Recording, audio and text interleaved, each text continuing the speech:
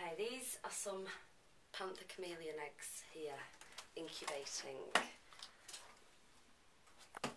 So, when they're going through the stages of development, it's quite important not to tilt them, to keep them upright. These were laid on the 19th, the 18th of December. So they're still quite small, they're nice and pearly white, which means they're going to develop quite well, very well. I like to keep them in diapause for a full 3 months at about 19 degrees for the first 3 months, which diapause is a state of suspended development, so nothing happens, which is basically, I think, to keep the eggs safe from the elements outside, you know, in case it's whatever. But we turn it up until it's a maximum of 26 degrees. And how long do they normally take?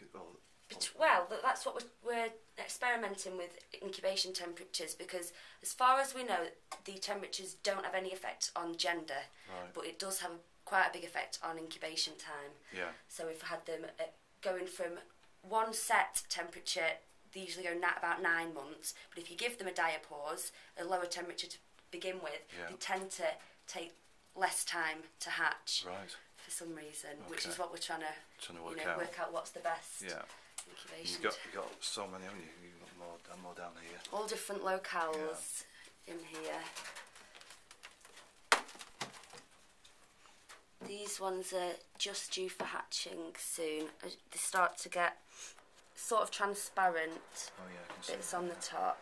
Yeah.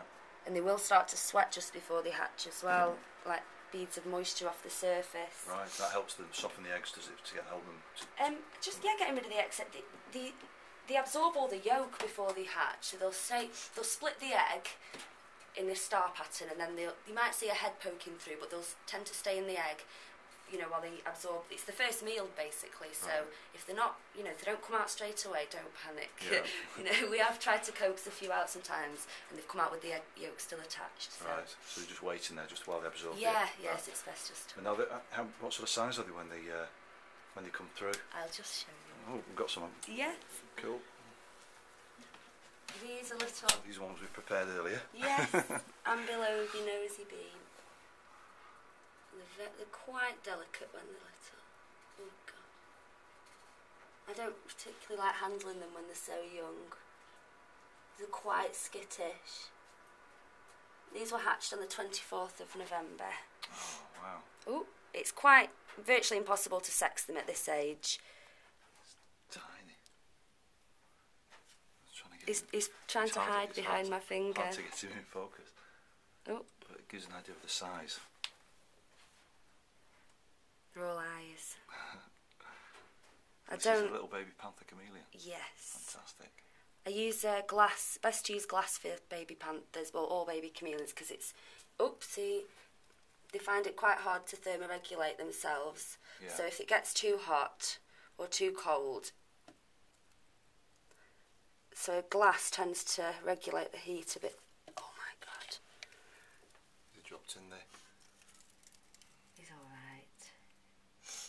This is the fruit fly culture he's in anyway now. And that's what they're feeding on, is it? Yes, tiny little fruit flies. You can use micro crickets. Yeah. But I use fruit flies and bean weevils because bean weevils don't bite. Right. And I can't get him out now. There he is. Oh, I say he. I don't use any substrate at all either with babies, because obviously if a baby shoots his tongue on a bit of soil and it's stuck to the fly or whatever, you don't want to let them get impacted. Oh, you just missed one eating then. Oh, did he just feed on one?